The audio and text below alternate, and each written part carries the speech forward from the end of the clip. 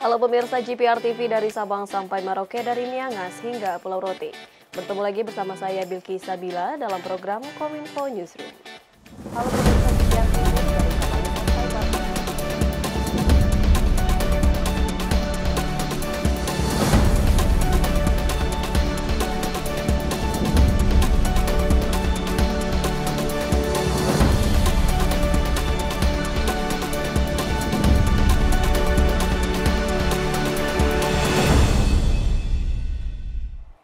Kita awali informasi pertama pemirsa, moda transportasi kereta api diprediksi membludak jelang libur Nataru.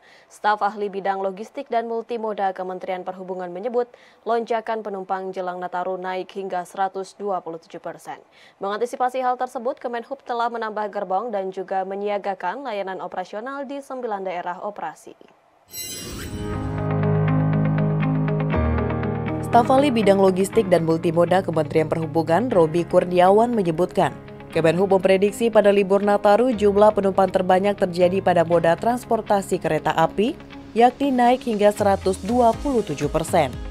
Oleh karena itu, Kemenhub telah menyiapkan 465 lokomotif, 1.716 kereta dan 77 kereta diesel. Selanjutnya, standby pelayanan operasional di 9 daops dan 4 divre. Kemenhub mencatat potensi pergerakan Nataru 2022-2023 yakni masyarakat yang bepergian sebanyak 16,35% dari jumlah penduduk Indonesia atau sebesar 44,17 juta orang. Sedangkan untuk moda pilihan yang digunakan pada libur Nataru didominasi oleh mobil pribadi sebesar 28,26% dan sepeda motor sebesar 16,47%. Sementara itu, pemerintah meniadakan pembatasan pada penyelenggaraan Nataru 2022-2023. Meskipun demikian, harus tetap mengedepankan aspek kesehatan, keselamatan, keamanan, serta kenyamanan. Sementara itu, menurut hasil survei Kementerian Perhubungan, jalur utama yang nantinya paling banyak dilalui oleh mobil pada libur Nataru adalah jalur tol sebesar 58,7% dan jalur arteri sebesar 41,3%. Bahwa di moda angkutan jalan itu akan ada diprediksi naik 12%, kemudian untuk angkutan penyerbangan naik 7%, kemudian yang paling banyak ini salah satunya adalah kereta api, itu 127%, angkutan udara diprediksikan naik 53% dan angkutan laut 156%. Oleh karena itu kami sudah mengantisipasi di halaman berikutnya, halaman 6, itu ada kami men-standby-kan untuk sarana angkutan bus, itu hampir 57.000 bus yang terstandby di 111 terminal. Kemudian untuk angkutan laut kami menyiapkan 910 unit kapal yang standby di 110 pelabuhan laut. Kemudian untuk kereta api, jadi telah disiapkan sarana 465 lokomotif, 1.716 kereta dan 77 kereta diesel. Dan standby pelayanan operasional di 9 daops dan 4 divre. Kemudian untuk penerbangan, kami menyiapkan 402 unit pesawat yang standby operasional di 51 bandara, dan terakhir untuk penyeberangan, jadi kita menyiapkan 205 unit kapal yang standby dilakukan pelayanan di 11 lintasan pelabuhan, 41 dermaga, 3 dermaga ponton, 16 dermaga pelengsengan. Informasi selanjutnya pemirsa, jelang Nataru 2023 mendatang, Presiden Republik Indonesia Joko Widodo berikan perhatian lebih terhadap lonjakan transportasi yang diprediksi akan mencapai 44 juta orang. Dalam rapat terbatas terkait kesiapan Natal 2022 dan Tahun Baru 2023, Polri bersama dengan kementerian dan lembaga telah mempersiapkan segala hal, mulai dari pengamanan, moda angkutan, dan sarana prasarana. Dalam rapat terbatas terkait kesiapan Nataru di kantor Presiden pada hari ini, Presiden mengimbau kepada seluruh jajarannya untuk memastikan kesiapan pemerintah dalam menanggulangi potensi gangguan agar masyarakat terasa aman dan nyaman. Oleh karenanya, Polri bersama dengan kementerian dan lembaga terkait akan mengantisipasi segala hal baik terkait pengamanan, moda angkutan, dan sarana prasarana yang akan dilaporkan langsung oleh Kapolri Listio Sigit Prabowo dalam rapat terbatas di Istana Presiden hari ini. Kurang lebih ada 44,17 juta orang yang akan melaksanakan kegiatan selama libur Nataru, dan tentunya kami harus mempersiapkan agar masyarakat bisa melaksanakan perjalanannya baik jalur darat, jalur udara, dan juga yang melalui jalur laut, semuanya bisa berjalan dengan aman dan baik. Khusus untuk jalur darat, tentunya pengalaman pada saat pelaksanaan Idul Fitri, tentunya ini menjadi pengalaman yang sangat baik, dan kami sudah memiliki pola terkait dengan bagaimana kita mengatur pada saat terjadi kepadatan. Artinya pada saat memang situasi sangat padat, khususnya di jalan tol, tentu akan kita berlakukan proses rekayasa mulai dari kontraflow sampai dengan one way atau satu arah. Peringatan Hari Migran Internasional yang jatuh pada 18 Desember lalu, Menteri Ida Fauzia selaku Menteri Ketenagakerjaan menilai momentum tersebut menjadi refleksi bagi pekerja migran Indonesia untuk bangkit dari pandemi COVID-19.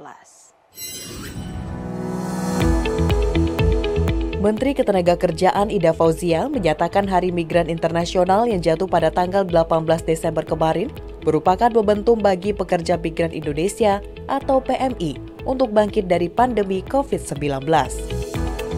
Sebab pandemi COVID-19 yang terjadi selama hampir 3 tahun telah mempengaruhi kondisi pasar kerja global, termasuk bagi para PMI dalam berbagai aspek kehidupan. Kementerian Ketenagakerjaan pun terus berupaya untuk menciptakan perluasan pasar kerja yang aman, nyaman, dan terlindungi dari berbagai dampak buruk ataupun diskriminasi bagi PMI dengan membentuk 503 desa migran produktif untuk memberdayakan, melindungi, dan melayani pekerja migran beserta keluarganya mulai dari desa. Upaya lainnya yang dijalankan adalah dengan membentuk 25 Satgas PMI di daerah asal PMI dan daerah debarkasi maupun debarkasi guna memberikan pelindungan dan tindakan awal penempatan dan pelindungan PMI. Sementara dalam sisi aturan sudah dibuat Undang-Undang Nomor 18 Tahun 2017 tentang Pelindungan Pekerja Migran Indonesia. Dengan semua aturan turunannya adalah wujud nyata dari pembenahan tersebut. Dalam menghadapi tantangan pembangunan ketenagakerjaan, Kemenaker juga telah menyiapkan 9 lompatan sebagai langkah strategis, transformatif, dan inovatif yang salah satu lompatannya adalah perluasan pasar kerja luar negeri. Pada praktek kerjanya, berbagai program kerja telah dilakukan oleh Kementerian Ketenagakerjaan terkait penempatan dan pelindungan pekerja migran. Senada dengan hal tersebut, Wakil Ketua DPR RI Abdul Muhaimin Iskandar mengingatkan para PMI untuk terus optimistis dan percaya pada pemerintah, serta percaya jika berbagai persoalan migran akan dapat diselesaikan oleh negara yang dapat memberi kebaikan bagi semua pihak. Teman-teman, sahabat-sahabat yang sedang bekerja di luar negeri, yang menjadi PMI di berbagai negara, khususnya yang perempuan. Ayo terus kita kuatkan hati, semangat kita untuk bangkit terus bekerja. Dan yakinlah kita bisa bahu-membahu bersama pemerintah mengatasi berbagai persoalan yang dihadapi. Presiden Joko Widodo meminta agar program kredit usaha rakyat klaster semakin diperbanyak dan juga diperluas. Presiden menilai program ini akan mendorong pertumbuhan ekonomi nasional.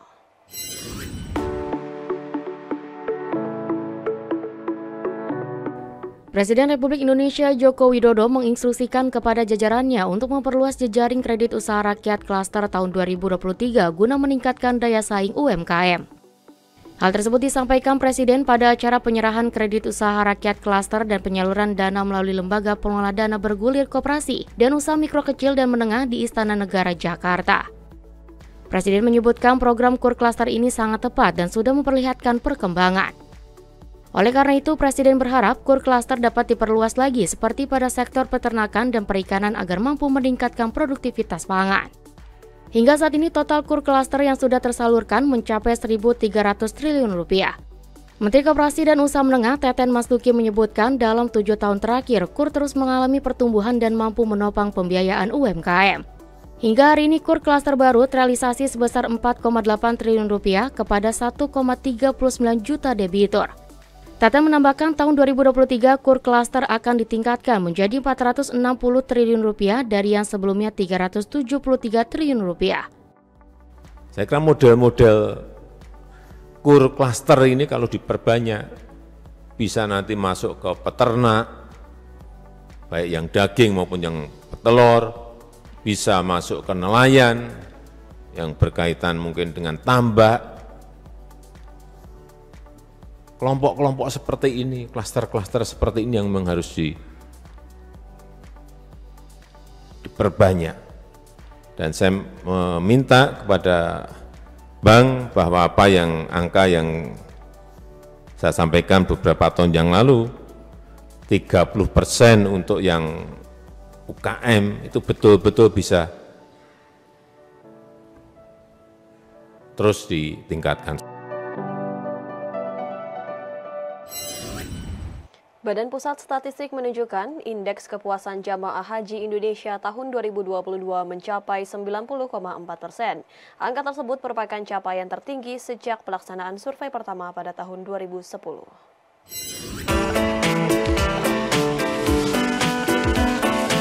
Badan Pusat Statistik mencatat indeks kepuasan jemaah haji Indonesia tahun 2022 naik sebesar 90,45% dibandingkan dengan tahun 2019 sebesar 85,91%. Kepala BPS Margo Yuwono dalam konferensi persnya mengungkapkan capaian tersebut menunjukkan bahwa jemaah haji Indonesia telah menerima pelayanan yang memuaskan dari pemerintah dan sebagai capaian tertinggi sejak pelaksanaan survei pertama pada tahun 2010.